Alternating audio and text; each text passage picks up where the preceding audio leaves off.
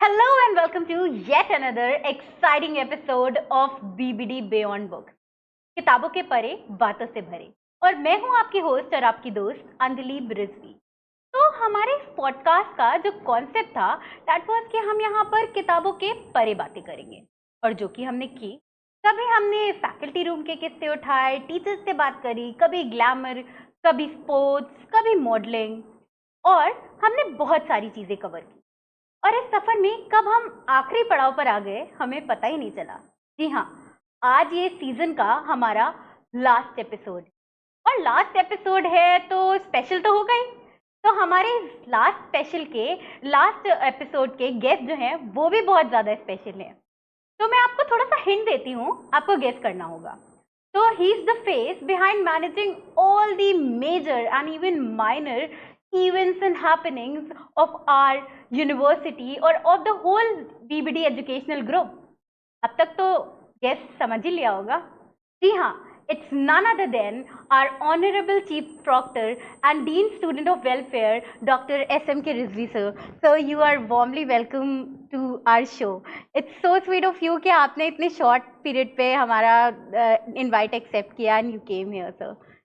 Thank you. और ये आपकी जो सीरीज़ है, जैसा भी आपने बताया, ये बहुत अच्छी है। और अगर इससे जो आपने फैकल्टीज़ के इंटरव्यू या जो और लोगों के इंटरव्यू लिए हैं, और जब उन्होंने अपने बारे में बियॉन्ड द बुक बताया है, तो नेचुरली इससे काफ़ी स्टूडेंट्स को काफ़ी मोटिवेशन होगा और आगे भी वो काफ़ी मिलेंगे। बियॉन्ड द बुक मेरी अपनी बात यहीं से स्टार्ट करता हूँ। मैं अक्सर एक शेर कहता हूँ, 4 लाइनें कहता हूँ जो काफ़ी मोटिवेशनल हैं और बच्चे पसंद करते हैं। वहीं से अपनी बात की मैं इब्तिदा करना चाहता हूँ कि बेहतर से बेहतर की तलाश करो, जो मिल जाए दरिया तो समंदर की तलाश करो।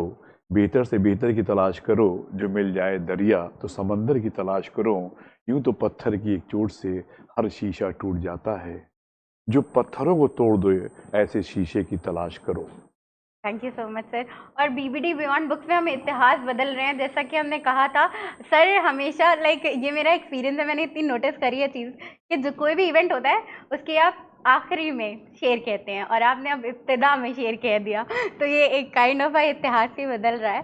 तो sir, you are having to managing 2 positions as a chief proctor as well as a dean, और दोनों के जो रोल हैं दैट आर वेरी डाइवर्स। एक जगह पे आपको बहुत ज़्यादा स्ट्रिक्ट होना रहता है कि हाँ you have to manage all the administration and everything, और एक जगह पे आपको स्टूडेंट्स की चीज़ें सुननी पड़ती हैं। हमारे पास भी इवन लिफ्ट ख़राब हो गई है तो हम आपके पास आ रहे हैं, कुछ भी हो रहा है, छोटी से छोटी चीज़, बड़ी से बड़ी चीज़, and you resolve everything like you have a super power. तो हाउ ये जो सख्ती और नरमी का जो कॉम्बिनेशन है, how do you manage all this?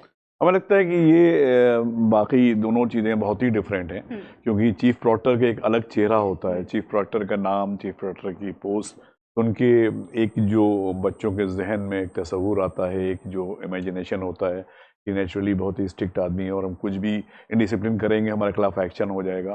तो वो तो है ही एक तरफ, और उसको भी ज़रूरी है रखना, क्योंकि आप जानते हैं कि और दूसरी चीज़ जो DSW वाली बात कर रहे हैं, क्योंकि हम स्टूडेंट वेलफेयर फंड के लिए हैं यहाँ पर, तो नेचुरली स्टूडेंट को किसी तरह की कोई भी एकेडमिक या पर्सनल या कैंपस में, कैंपस के बाहर कोई ऐसी प्रॉब्लम है जो वो और किसी से शेयर नहीं करता है, वो अगर हमसे शेयर करना चाहता है तो उसमें भी कोशिश करते हैं। लेकिन हम समझते हैं ये दोनों रोल एक साथ अच्छी तरह से निभा लेने के पीछे जो सबसे बड़ी चीज़ है वो हमारी है टीचर होने की। क्योंकि टीचर के अंदर अगर ये क्वालिटी नहीं है, क्योंकि हम इन दोनों के अलावा प्रोफेसर भी हैं और टीचर भी हैं, और BBD ग्रुप में 99 से पढ़ा रहे हैं, जब ग्रुप जस्ट 1 साल पहले बना था। It's been like more than 2 decades। हाँ, तो मैंने देखा कि कभी कभी, और यही वजह है कि BBD में एकेडमिक या किसी और वजह से कभी भी कोई इस तरह की किसी स्टूडेंट के साथ में ना ही हरासमेंट हुआ है, ना कोई ऐसी घटना हुई है जैसे IITs और IIMs में होते हैं। तो मैंने उसको स्टडी किया कि ये क्यों घटनाएं होती हैं, बच्चे जिसमें कभी कभी सुसाइड या कुछ अदर स्टेप्स गलत कर लेते हैं। तो मैंने ये स्टडी ये किया कि वहाँ बच्चों के पास जो समस्याएं होती हैं, जो प्रॉब्लम होते हैं, उनको सुनने वाला नहीं होता। जी। अब बहुत सी समस्याएं ऐसी होती हैं, हम लोग एक बीबीडी यूनिवर्सिटी में बियॉन्ड, हर आदमी की एक लिमिट होती है, उसके बियॉन्ड वो नहीं जा सकता, लेकिन कम से कम हर आदमी ये तो कर ही सकता है कि अगर किसी बच्चे की कोई प्रॉब्लम है, अगर उसको हम सुन लें और सुन के थोड़ा सा उसको गाइड कर दें जहाँ तक के मुमकिन हो, जहाँ तक के हम कर सकते हो, तो हमें लगता है ये एक बहुत बड़ा फैक्टर होता है। इससे हाँ, उससे उसका फ्रस्ट्रेशन लेवल जो है वो ख़त्म हो जाता है और वो फिर उसको आगे एक जो उसको लगता है कि अब आगे हमारी सारी राहें बंद हो गई हैं, वो राह खुल जाती है। इसी बात को लेते हुए मैं कभी भी किसी बच्चे की बात सुनने से मना नहीं करता और आपने देखा होगा बीइंग ए स्टूडेंट कि मेरा रूम ऐसा है जहाँ हर आदमी कभी भी आके मिल सकता है, कोई पर्ची सिस्टम, कोई सिस्टम नहीं है, मिल सकता है। लेकिन दूसरी तरफ चीफ प्रोक्टर वाले ज़रूरी इसलिए है कि अभी जो भी आप लोग हो, बच्चे हो, और अभी बहुत सी चीज़ें ऐसी हैं आपको ये समझ नहीं आता कि इसका आउटकम क्या होगा, उस पर आप पे क्या असर होगा, बीबीडी पे असर क्या होगा, आपके परिवार पे, आपके पेरेंट पे क्या असर होगा। तो वहाँ पे कभी कभी सख्ती भी करनी पड़ती है, उसकी वजह से वो सस्पेंशन का और फिर डांटना करना, वो भी हमको स्टेप लेना पड़ता है। दैट्स लाइफ, डांटना, कभी हंसना, कभी खेलना। तो डांट तो आप डांटते भी हैं, प्यार से भी बात करते हैं, तो दोनों का बहुत ही अच्छा कॉम्बिनेशन है। बट आप अपनी स्टूडेंट लाइफ में कैसे थे? क्या लाइक जैसे कि अभी हम इमेजिन करते हैं कि रिजवी सर बहुत ही एक स्टूडियस, एकदम वेल डिसिप्लिन, कभी भी शरारत ना करने वाले बच्चा थे होंगे ऐसा, तो आप बताना चाहेंगे हमारे व्यूअर्स को कि आप कैसे? नहीं, डिसिप्लिन तो हमेशा रही, और क्योंकि हमारा जो फेवरेट सब्जेक्ट था मैथमेटिक्स था, तो उसमें नेचुरली डिसिप्लिन। लेकिन जाहिर बात है कि स्टूडेंट के लाइफ में अगर शरारत या स्टूडेंट वाली चीज़ें ना की जाएं तो गलत है। तो क्योंकि हमें क्रिकेट बहुत पसंद था और हम कॉलेज टीम में भी सिलेक्टेड थे, तो वहाँ पर हम लोग जनरली जो इंटरवल से पहले 1-2 लेक्चर होते थे उनको मिस करते थे, मास बंकिंग करते थे। और उसमें एक हम लोग क्या, स्पेशली उसमें हिंदी का क्लास काफ़ी ज़्यादा बंक हो जाता था। तो एक टीचर थे हम लोग के डॉक्टर चकपा पांडे, जो अक्सर कभी कभी बुला के और वो क्लास में कहते थे खड़े हो जाओ, और वो एक्शन करा देते थे कि तुम बैटिंग करते हो, समझ लो, इमेजिन करो वर्चुअली तुम बैट लिए हुए हो और खड़े रहो क्लास में। अच्छा, एक्शन का रिएक्शन करवा देते थे। तो वो सब भी हुआ है। अच्छा, तो आपने बताया जैसे कि सर, मतलब मैथ्स किसका सर फेवरेट सब्जेक्ट होता है? I want to, on a very serious note, ये मुझे पूछना है कि आपने मैथ्स में पीएचडी करी है, राइट? तो कोई ऐसा मतलब घर वालों से प्रेशर था कि हाँ मैथ्स नहीं, में? कोई प्रेशर नहीं था, लेकिन बस जब पढ़ते थे तो पता नहीं कैसे क्लास 8 के बाद से ही मैथ्स में इंटरेस्ट पैदा हो गया, और 9 से साइंस साइड लिया और फिजिक्स केमिस्ट्री मैथ्स ग्रुप ही चला, तो उसमें मैथ्स ही इंटरेस्ट पैदा करती चली गई। और एमएससी के बाद जब मैंने just I intern in the exam, final examination of MSc in Lucknow university, तो रिजल्ट नहीं डिक्लेयर हुआ था, तो हमारा जो एक टीचर थे उन्होंने हमको बुलाया कि अब हमारे यहाँ एक एसोसिएट टीचर हुआ करते थे, पार्ट टाइम टीचर जिसे कहते हैं, उसकी वैकेंसी है, तो मैथ्स पढ़ाओगे? तुमने इसके बारे में हमने सोचा नहीं कभी आज तक कि नहीं पढ़ाओ। अब वो जो मैंने पहले दिन, मुझे आज भी याद है कि जब मैं पहले दिन लेक्चर लेने गया बीएससी थर्ड ईयर में, that time I was only 20 year old, तो वो मैंने पढ़ाना शुरू किया।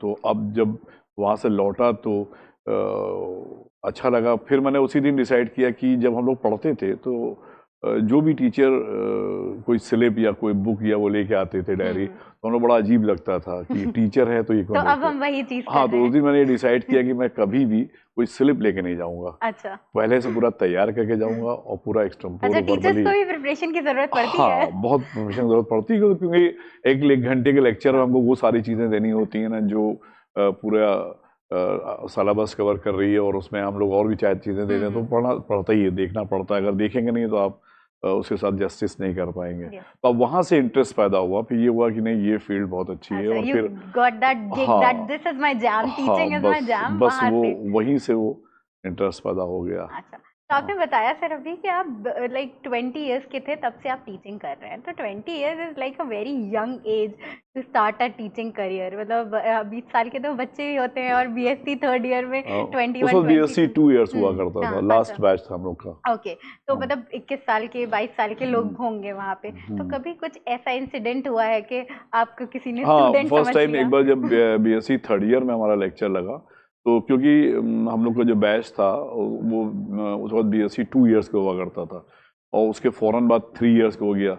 अब हम लोगों ने तो MSc ज्वाइन किया था, लेकिन जो लोगों ने उस वक्त MSc नहीं ज्वाइन किया था और वो अगर PG करना चाहते थे तो उस वक्त यूनिवर्सिटी ने एक कोर्स निकाला था, ब्रिज कोर्स। वो BSc 3rd ईयर वालों के साथ में होता था। वो 1 साल जब वो कोर्स करता था then you are eligible for PG course. तो जब मैं एक क्लास में पढ़ाना गया BSc 3rd ईयर में, तो मैंने देखा पीछे की जो हमारी बेंच थी उसमें 3 या 4 लड़के बच्चे ऐसे बैठे थे जिन्होंने हमारे साथ BSc किया था। अच्छा। तो अब वो बड़ा अजीब तरह से देख रहे थे। अजीब एक्सपीरियंस होगा। मैंने पढ़ाया फिर मैंने कहा कि यार ये तो डिस्टर्ब करेंगे। एक दो ने क्वेश्चन पूछा भी, वो चेक करने के लिए, परेशान करने के लिए। जब बाहर निकले मिले तो हमसे कहा तुम यहाँ कैसे? मैंने कहा मैंने टीचिंग ज्वाइन कर लिया यहाँ। अच्छा, तो मैंने कहा इनको कंट्रोल कर। मैंने कहा यार तुम लोग क्या करो? तो बताया एक्चुअली हम लोग को PG करना है, गैप हो गया था, 1 साल का ब्रिज कोर्स करना है। तो हम लोग चले यार बहुत अच्छा है, हमारी मॉनिटरिंग करते रहे, हमको बताते रहे ना कि हम सही पढ़ा रहे हैं कि नहीं पढ़ा रहे। बहुत अच्छा एक्सपीरियंस हुआ, जिसके साथ पढ़ा उसको पढ़ाया। That is very nice. तो यहाँ पे हमने बातें कर ली, अब हम यहाँ पे एक क्विक गेम खेलेंगे। It's called rapid fire round. मैं आपसे कुछ क्वेश्चन पूछूंगी and you have to be real quick. Okay? If not teaching then what? Then administrative services. If you could travel in the past, in which era you would like to go? Sir, fast. 5. Okay, when you were 5 years old. Okay. So your hidden talent? Hidden talent, naturally organized to everything, managed to things in very difficult and outstanding situations. Yeah. Okay. So your favorite travel destination? My favorite destination is Iran. Iran is a very nice country और they're very neat and clean, and कई बार गया हूँ और वहाँ पर काफ़ी अच्छा environment है। Okay, so your favorite destination is Iran. Okay. Which song resonates best with your life at this point? Song or Shayari? Assalam India. Okay, Assalam A.R. India. Rahman. No. Okay. So I'll ask, if you wake up one day as the following people, what's the first thing you will do? Okay. If you wake up one day as Newton. As Newton? Yeah, first thing you will do. First thing I discover what are the mathematics problems and mathematics field in which Newton did the work. Okay, I too would never sit under the tree. If you wake up as Amitabh Bachchan.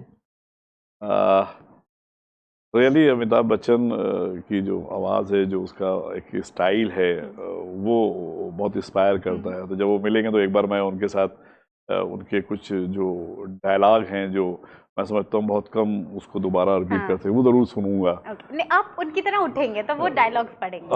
Okay, so if you wake up one day as the student of BBD university, what's the first thing you will do? We come in BBD University and organize a talk show. Okay. Talk show, and you'll be the host? Under supervision of mass communication department. So you like all these lights, camera, action? Okay. So now I'll ask this or that. मैं आपको 2 words दूंगी. You have to choose जो आप prefer करते हैं. Okay? Movies or books? Books. शायरी और songs? Shayari. Okay. Monday meetings or Friday meetings? Monday meeting. Okay. Time travel or space travel? नहीं, time travel. Time travel. Messy desk or clear desk? Messy desk or clear desk? Clear desk. Clear desk. Okay. Indoor games or outdoor games? Outdoor games, indoor games both, because I like indoor games, carom and table tennis. Okay. Outdoor game cricket. Pizza or pasta? Pizza. Okay. गोलगप्पे और टिक्की? नहीं, टिक्की. टिक्की. चाय और coffee? चाय. Okay. Mountains or beaches? Mountain. Okay. So you love pizza a lot. Yeah. और you were really quick. बहुत हमें मज़ा आया आपके साथ ये गेम खेल के।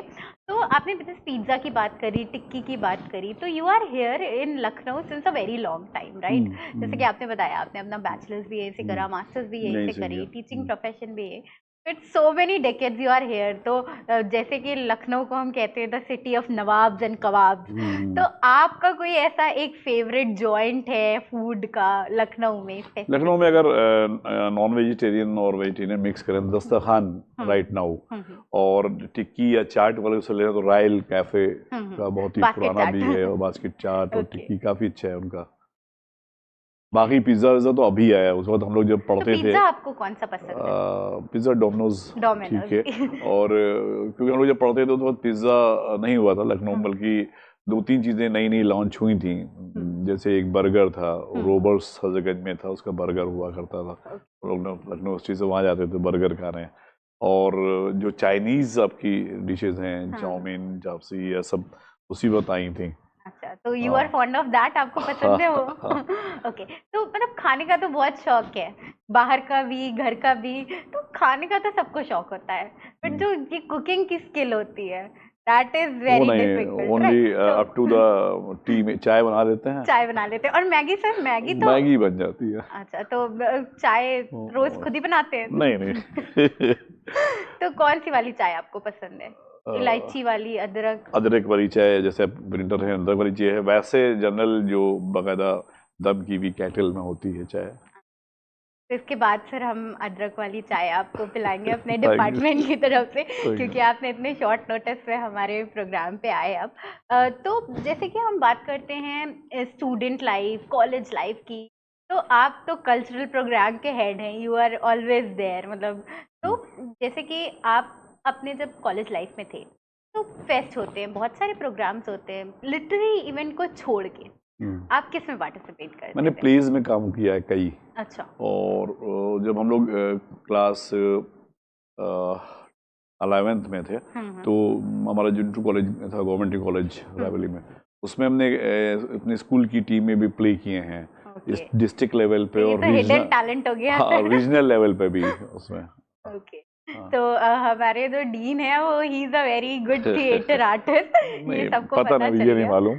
ओके, हाँ, तो मतलब आप यू एंजॉय डूइंग दैट बहुत। तो आपने कभी, जैसे क्रिकेट आपने बताया, क्रिकेट आप खेलते थे, ड्रामा करते, तो कभी क्रिकेट की तरफ रुझान हुआ कि हाँ मुझे इसको अपना करियर परस्यू करना है? नहीं, रुझान तो हुआ था, और उसमें हम डिस्ट्रिक्ट टीम में सेलेक्ट भी हो गए थे, और एक चिकनाडू टूर्नामेंट होता है, हम लोग खेला भी था हम लोगों ने रायबरेली डिस्ट्रिक्ट से, और लखनऊ से फाइनल में हार भी गए थे।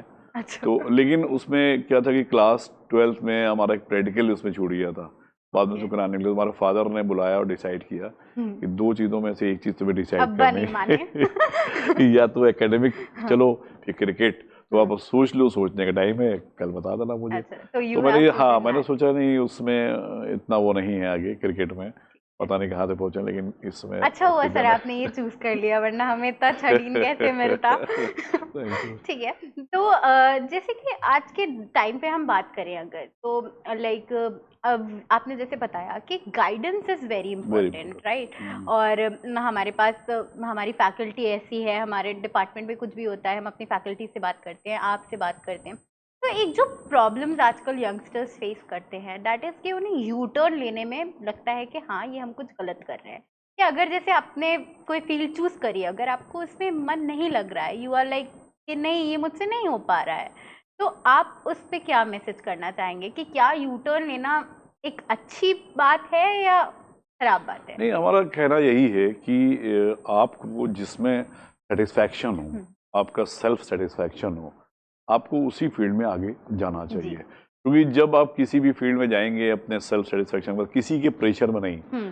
अगर मान लीजिए सपोज हमारे पेरेंट्स कह रहे हैं कि हमें इंजीनियर बनना है, अब हमें लगता है कि हम टेक्नोक्रेट बन सकते हैं, इंजीनियर बन सकते हैं, तब तो हम उसमें जाएं, वरना हम सीधे सीधे बताते हैं कि अगर हम इसमें जाएंगे तो हम अच्छा नहीं कर पाएंगे, जितना अच्छा हम मान लीजिए मास कम्युनिकेशन कर सकते हैं, या मैनेजमेंट में कर सकते हैं, या हम अप्लाइड साइंस में कर सकते हैं, उसमें इतना अच्छा नहीं कर सकते। एक बार उनको ज़रूर कन्विंस करें, बताएं, क्योंकि अगर हम इसमें जाएंगे आगे जाएंगे, जब वो एग्री कर जाएंगे, उनको लगेगा कि आप बिल्कुल उस पर कॉन्फिडेंट हैं और विद फुल कॉन्फिडेंस और सेल्फ सेटिस्फाइड हैं, तो फिर वही चीज़ आगे जाके आपका पैशन बन जाती है। और हमारे हिसाब से वो लोग बहुत लकी होते हैं जिनका पैशन उनका प्रोफेशन बन जाता है।